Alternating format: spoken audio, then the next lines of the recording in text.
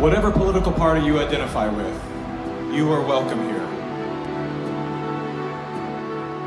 Whatever color, culture, or creed you identify with, you are welcome here. If you are vaccinated or unvaccinated, you are welcome here. Now look around. Look around at these faces in this crowd. Take a good look around. This is America the Beautiful. And it's worth fighting for. You are worth fighting for. Your children are worth fighting for. Our freedom is worth fighting for.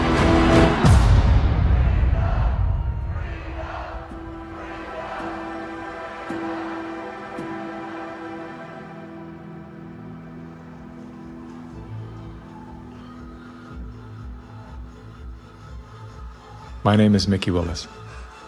I'm a father, a husband, and an investigative filmmaker. I was raised in California by a single mom who did her best to care for 4 children on her own. As a child of the welfare state, I witnessed firsthand what happens to the psyche and spirit of those who become dependent on government assistance. Had my mother known the difference between a hand up and a handout, she may have avoided the trap that kept us living on the edge of poverty, like so many people are today.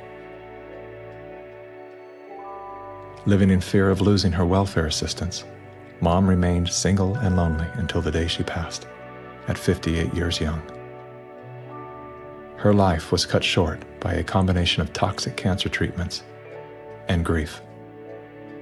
Just 34 days before she passed, her first son, my brother, was killed by a drug called AZT. Hundreds of thousands of innocent people died as a result of that prescribed poison. The pusher of AZT was none other than Dr. Anthony Fauci. The reason that only one drug has been made available, AZT, because it's the only drug that has been shown to be safe and effective. Well, it's certainly nice to know that the future looks brighter. 30 years later, there he was again. Same script, same actors, same performance. These are safe and effective products. Knowing what that man had done in the 80s and 90s, I couldn't believe he was still in a position of such power.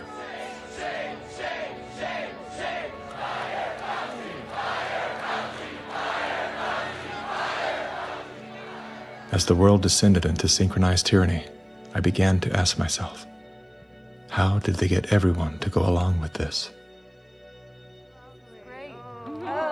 Feels so good. I know. Obsessed with finding the answer, I began studying every moment in recorded history where masses of people devolved into a state of self-destruction. Down that rabbit hole was where I discovered the work of G. Edward Griffin. Gentlemen, again let me say welcome to our home. Since the 1960s, Mr. Griffin has been warning the world of the communist plot to overtake America. Yes, I know. Communism. Mr. Gorbachev, tear down this wall. That thing we've all been told fell with the Berlin Wall. How do you measure such an astonishing moment in history? It was Napoleon who said, "History is a lie agreed upon." Ironically, there's no evidence that Napoleon ever said that. As we're about to discover together, much of our history has been rewritten to serve an agenda that up until recently was invisible to the average person. Average, like this guy. Everyone's talking about the necessity for change right now, particularly here in the US. Over the past few months, as a filmmaker, I've had the honor of documenting the political revolution.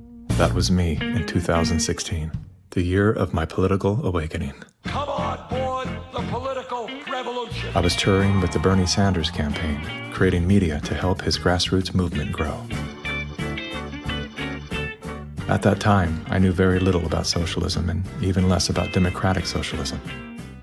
As it turned out, I wasn't the only one.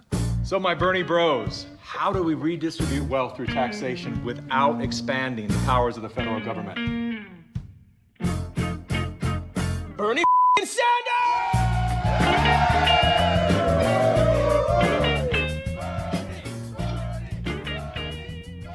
As confusion set in, I began turning my questions inward.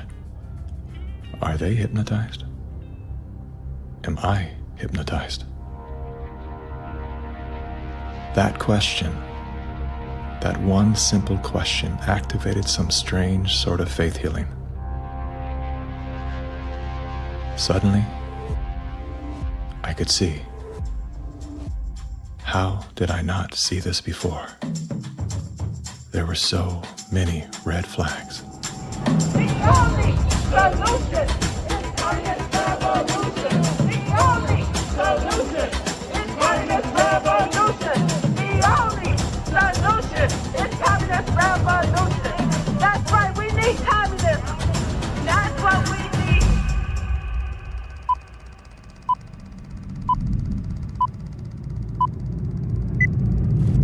I'm well aware that whether you're here in person or through the medium of motion picture, that for most of you, it's not easy to fit meetings of this kind into your schedules. But the fact that you are here indicates that you do have an interest in the subject. So in order not to waste any of your time, let's dispense with the usual preliminaries and get right down to the business at hand. We're going to examine in quite a bit of detail the communist theory and practice of revolution, particularly as applied to the United States. Now, this will not be something dreamed up out of thin air. This will be the strategy as taught by them and advocated by them in their own manuals, in their textbooks, and in their schools. The new program of the Communist Party on this subject has this to say. The term socialism describes but the first stage of a new society that in its full development is called communism. Socialism is a transitional stage. Jim Carrey, everybody. I went out today and bought me some freedom-friendly Nikes. Yeah, that's right. As a salute to Colin Kaepernick, to Nike, congratulations on your fantastic choice. Thank you so much. Well, it's good to be back in dystopian America. The Republicans are running with the word socialism. They're trying to say... They're trying to scare people. Scare people. It's communism. It's Venezuela, Trump says. We're going to be living in Venezuela. I grew up in Canada. I'm here to tell you that this bullshit line that you get on all of the political shows from people is that it's a failure. The system is a failure in Canada. It is not a failure in Canada. I never waited for anything in my life. I chose my own doctors. My mother never paid for a prescription. It was fantastic. And I just got back from Vancouver, and I keep hearing this, like, Canadians are so nice. Canadians are so nice. They can be nice because they have health care. Because they have a government that cares about them. In Canada, the authorities say it's now a state of emergency. Riot gear swept through Canada's capital. Today, police in Ottawa used batons and pepper spray. They just trampled that lady. Look what you did to her! Medical wait times in this country are longer than ever. The cost of living just keeps climbing. There's a socialist coup unfolding in Canada, and we taxpayers are funding it. In the recent years, a lot of Canadians have been watching their once well-regarded country become what some are even calling tyrannical. A country previously hailed as the most free and democratic in the world. Now, the People's World, the official West Coast newspaper of the Communist Party, ran this rather interesting editorial. What is needed now is an effort that begins to approximate the magnitude of the problem. As a minimum, such a program should demand massive emergency action by the federal government.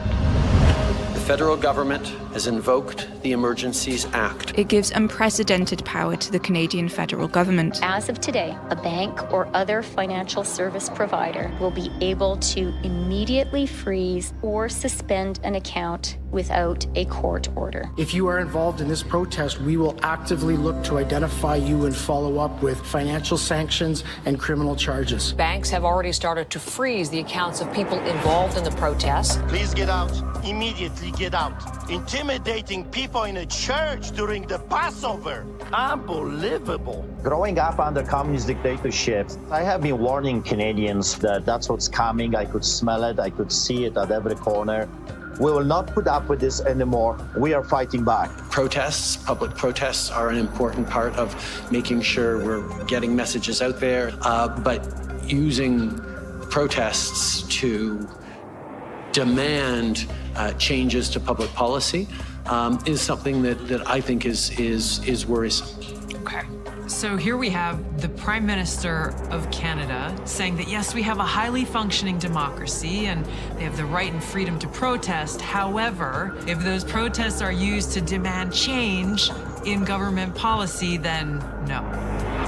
The small fringe minority who are holding unacceptable views that they're expressing